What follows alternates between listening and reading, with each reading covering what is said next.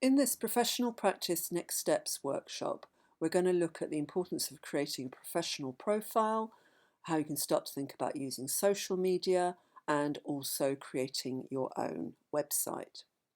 So, how to get a job or more work experience.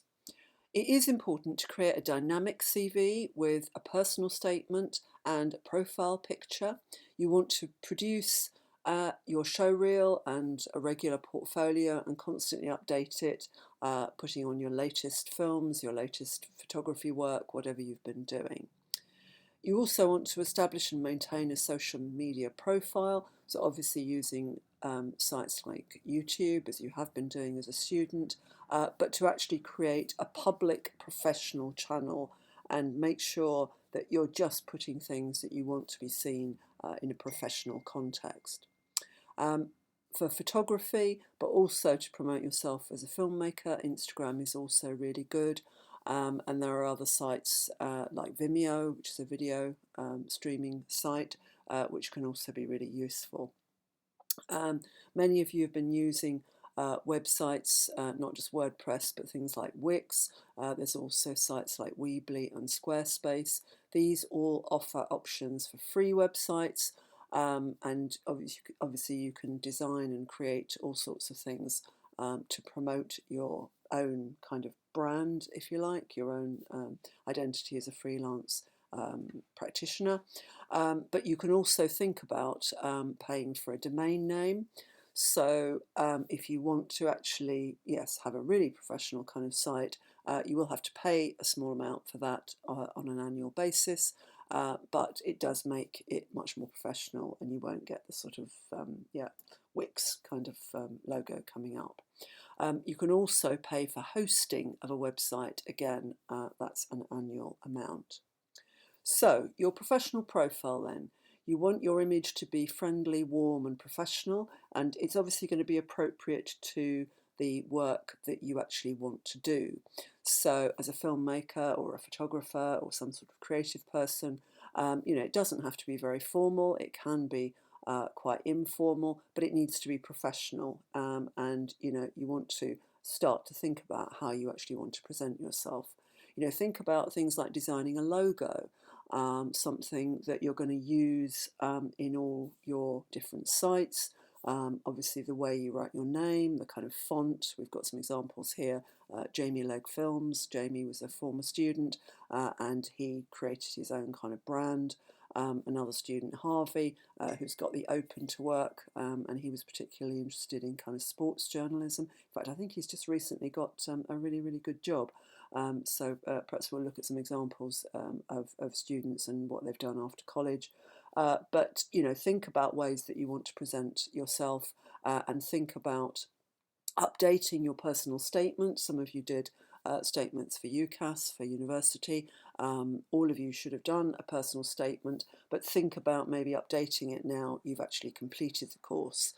You should also have your CV with all your professional, practice related skills, any experience you've had, any work experience projects, any external projects, all things that we've worked on in the course, things like the Hope um, Echo Echoed exhibition, and working on that this year, the film and the photography work, but anything else that you might have done outside of college. And also, if you work for people or you have any kind of outside contacts, get people to endorse you, make comments about what a good team player you are, recommendations and things that you can put on your profile. And in terms of social media, you want to build that profile on all sorts of different social media, as we've already talked about, Instagram and YouTube, Vimeo, but also LinkedIn, I think is a really good starting point for anybody now. Whatever kind of work you are looking for. These aren't things that are just about film or photography, but they also allow you to promote yourself in terms of those things. So creating a website, as we've said, that's just a sort of extension of what you did when you created your portfolio for Unit 11. And you could actually use that as a starting point perhaps and build on that. Think about how you want to design things. Think about the importance as a visual person of the statement that you're making with how you actually design things. Think about images of yourself, working on projects, working in the studio, and you can, be really creative and show not just examples of work, but the kinds of things that you've done, and also, examples of things like scripts or storyboards or planning for projects, things like that. There's a really good tutorial how to build a website in Wix that you can look up with, and as we were saying, you can pay a small fee to host a website and also get a domain name. You will need to keep paying. It isn't just a one-off payment, but to keep that live, you will need to do that. Okay, so we've got some case studies here. This was a student who completed the course, I think, in 2016 or 17, Rachel Bashford.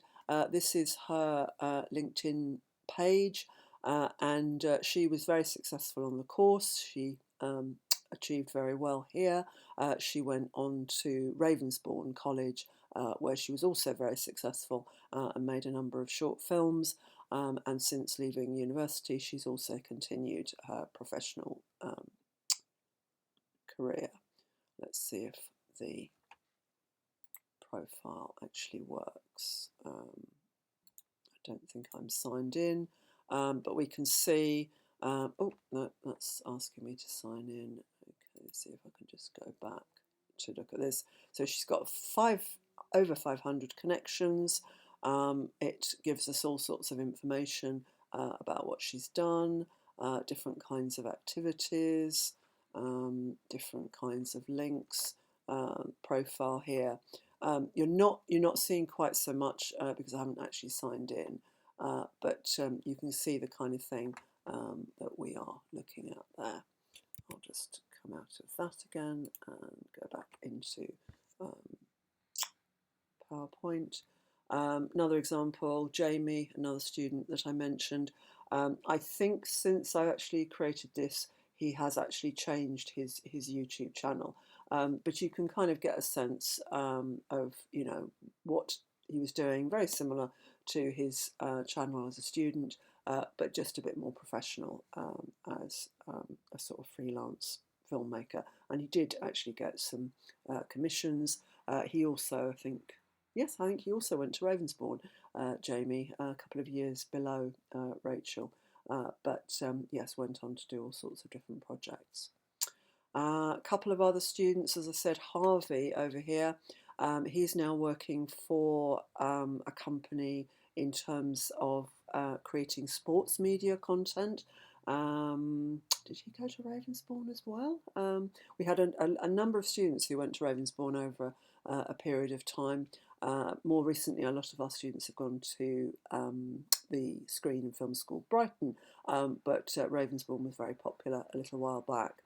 And yeah, I've got some other examples. There's Jamie's LinkedIn page. So you can also have a look for film on production websites. There's lots of different ports of call, things like Promo News TV, the callsheetco.uk, theproductionguild.com, and also PACT is the trade association representing the commercial interests of the UK independent television, film and media industry, and there's a lot of information there, and you can also join up and become a member. But I think the important thing is to get yourself out there and actively be looking for jobs. Once you've kind of joined certain kind of networks, you start to become aware of things that are available. But also, I think actively approaching people. People are not going to come to you and offer you work. You've got to actively get in the process of making that contact. But then, obviously, if you've got all your social media set up, your profiles, your CV, your portfolio, your showreel, then people can look at the kind of work that you can do. So it's obviously really important to showcase your work, not just social media, but things like online exhibitions and galleries. Also, film festivals. You know, there are lots of festivals open to students or young sort of filmmakers starting out. And Rain Dance is a really good festival, professional festival, but there's also different sort of ways that you can enter work. You know, so once you've actually started to make, you know, short films outside of college, you can think about all these ways to kind of expand your practice. Brilliant. Okay. Well, I think what you now need to think about doing is to create a social media profile. So use something like LinkedIn and actually start to put something together so that when you actually finish the course, you know, you can actually start making contact with people. Okay, that's it.